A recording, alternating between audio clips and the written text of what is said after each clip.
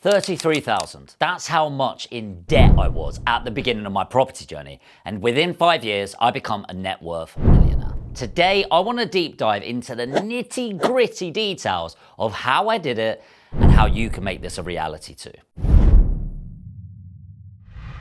Now, there's a lot of strategies out there within property, from service accommodation, HMOs, but when I started, I was in a bit of a situation. I didn't have a load of money, I couldn't get a mortgage, my credit history was checkered, let's say, and I realized that I needed to monetize in a different way, and this is what we called deal packaging. Now, if you've heard of deal packaging, you might have found out the way of find a great deal and the money comes to you, but actually, that's not how we did it. We did it in a different way, in a what I would consider better way to make a load more money. Today's not about how much money you can make, but if you really want to check that out, you can check out our webinars that we host on Sunday and Wednesday. It took us 5 years to hit our first net worth millionaire status. 10 years on, we hit our first £5 million a year directly from this one strategy. What I want to talk about though is how do you do it right? And I know this isn't the sexiest video out there talking about compliance, but I'm telling you, if you get this wrong, you'll be shut down and cost you tens of thousands of pounds. So let's get it right, day one. So what is deal packaging? Well, deal packaging, essentially you're sat in the middle of transactions. You are a facilitator, a middleman, a middlewoman, a personal shopper, if you like.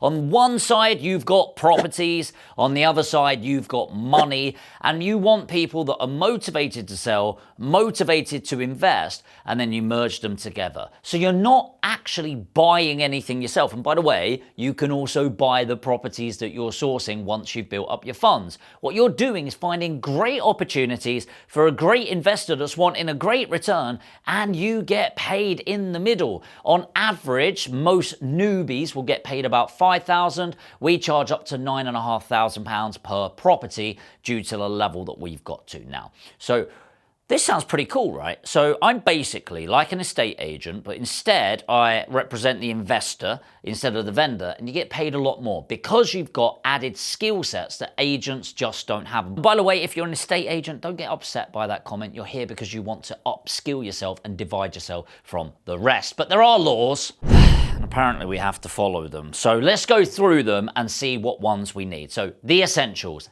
AML, anti-money laundering. Yes, in the UK especially, property for many years and decades has been used to illegally launder money. Back about 10 years ago, you could literally walk into a bank with a bag of cash to then go and buy a property. Kind of insane, and you can understand why most drug dealers and other unsortly individuals end up going through property to invest and launder. HMRC set up the anti-money laundering supervision, and this is not optional. It's not optional. So if you're packaging deals, you're finding deals, and you're working with investors, then you must have anti-money laundering checks. I'm going to make this really simple. You can do a speed AML course, which will cost you about 50 quid to do. You register with HMRC for anti-money laundering, which costs you around £300. Just a quick tip, if you want to note this down, it's not when you've officially got it, it's when they acknowledge receipt of your application. That is when you are legally compliant. And instead of you manually going through every single investor, doing all the checks and what do I need to do, just use software that's out there. And I recommend Smart Search. Not sponsored by them. I do use them every single day. It costs us, I think, £3 to do that. So make sure you have got that in place. You send it to your investor, they fill it in, and you're good to go. Now, I'm going to get 2 myths out of the way here. Oh, it's okay, somebody I'm working with is compliant. That means I can do full-on deal packaging with them, right? No, you need to be doing this yourself. Oh, Jamie, by the way, I've got a solicitor and they do anti-money laundering, and a mortgage broker and they do their own anti-money laundering, so I don't need to do it as well. Again, for a third time, do I? Yes, you do. I am sorry, but you absolutely do need to do your own anti-money laundering checks. That being said, you can consult with somebody that is fully compliant and they can pay you a consulting fee of some kind, but that's for another video.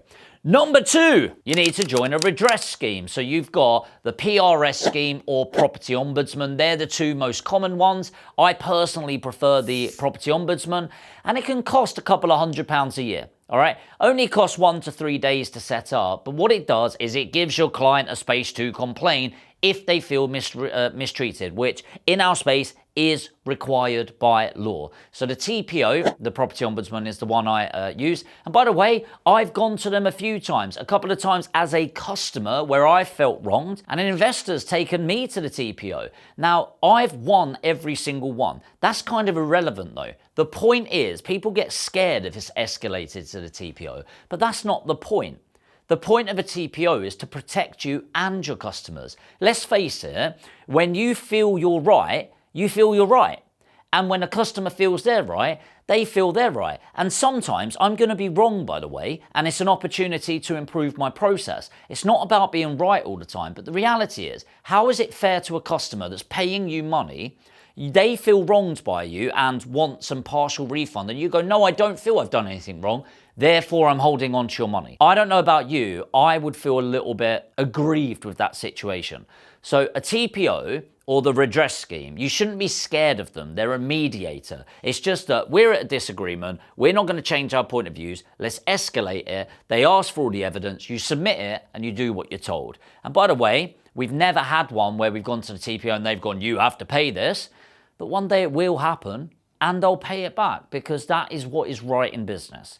Number 3, PI, professional indemnity. You need professional indemnity insurance. Again, a few £100 each year, takes a couple of days. I really like using a company called Insurance Desk for this. They've always treated me well.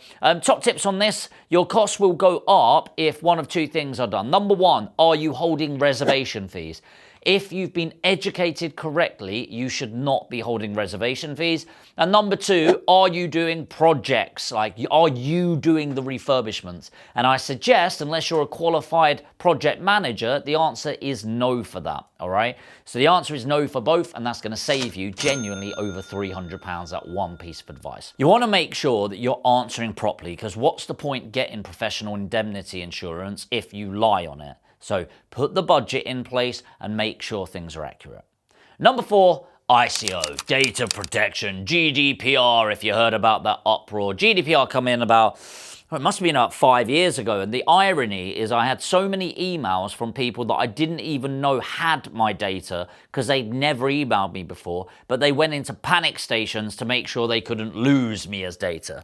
The ICO, the Information Commissioner's Office, is essentially a policing office which is there to make sure you're handling data correctly.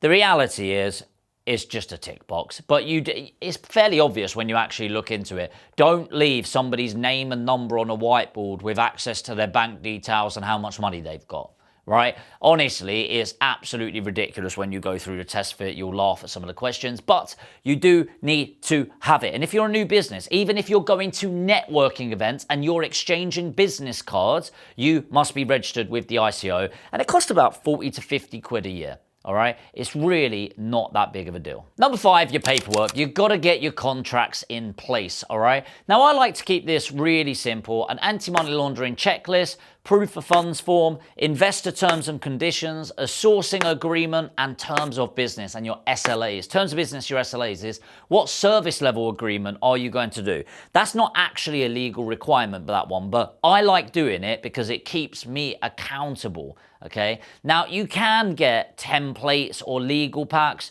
but don't DIY this bit, all right? You need to get it right. Now, if you're getting educated by the right individuals, they should provide you theirs. So, for example, in my education program, we've invested personally over £50,000 in all of the legal agreements, everything, not just the ones I mentioned, across all my property group, and I've already paid for it. So why wouldn't I make that accessible to my delegates? So make sure, if you are getting educated, make sure to check out their contracts and make sure that is provided as part of the service. And by the way, if you've not found your education provider yet and you want to have a chin wag with me or one of the team, put education in the comments. I'll send you a link and you can book in a one-to-one strategy session for free if you're ready to invest in yourself. Number 6, set up your business. And I know this is pretty obvious maybe, but there are 3 ways you can mainly set up your business in the UK. Number 1 is as a sole trader, which is essentially I'm trading as an individual. Now, I can't give financial advice on that, but what I would say is that most people that have it as a sole trader, it's more small businesses, no real intent to grow. So if you're looking to do less than 6 figures a year, that might be okay for you, but check with your accountant. And then, of course, you've got an LTD and an LLP. Both of them are businesses. An LLP is a limited liability partnership, so only with partners, 2 or more individuals. And a limited business is a LTD. As I said, I can't give you financial advice, but what I will tell you is almost everyone I know, including myself, operates with an LTD, limited business. Hint, hint. Now, when you set up your limited business, it will cost you anything between £50 and £150, depending on if you set it up yourself or somebody else. I've always just set up my own. A lot of people think it's better going to an accountant. That's your choice.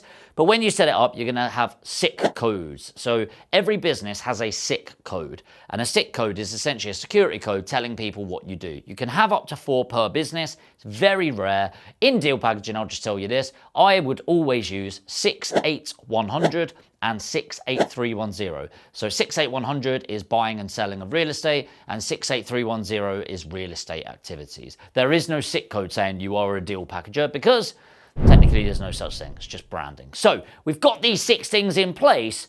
Now let's get it executed. Let's make it make sense for you. So let's say you spent the last few months learning how to spot a good buy, refurbish, refinance deal. You've come across a decent 2-bed terrace property in need of a refurb. It's on for 90 grand, but you speak to the agent and find out the vendor is motivated. You get it for 80k. After checking comparables, you reckon once it's refurbished, it'd be worth about 120 grand. After spending 15 grand on the refurbishment. Not too shabby. So you know you want to make sure you're packaging this onto an investor, but we want to make sure we're doing it right and attracting the right people. So because we're AML registered, we've done our anti-money laundering checks on the investor already. We've got proof of funds, we've got proof of redress. They know we're working with redress schemes, so they've got confidence. We've got everything in place and all contracts and agreements are ready to rock and roll. So you package up the deal, you get your photos, location, insights, the full numbers broken down, and you send it not only to an investor, the investor that ticks all the boxes, and you've just been paid £5,000. Now think about that logically. You spent £1,000 give or take on your compliance. I'm not saying that's nothing, by the way, but that is per year, not per deal. You're not pretending to be an agent, you're not hiding from the rules, you're running a business. And that's how it's done. From that £1,000 investment, you can do 10, 50, 100. Last year we did almost 200, 196 properties from the same set of compliance.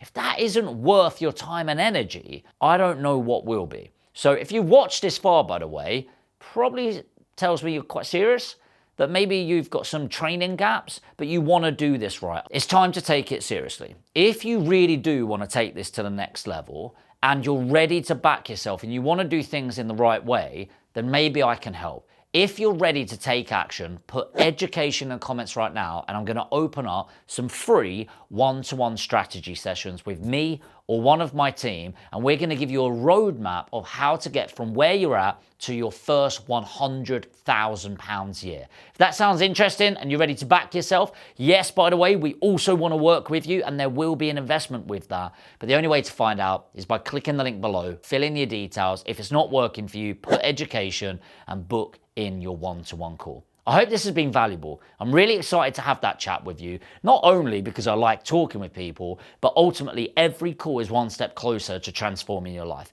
in a really positive way. If you have got value from this, make sure to hit the like button. It really means a lot to me and the team. By the way, only 50% of you watching actually subscribe to the YouTube channel, which is absolutely insane.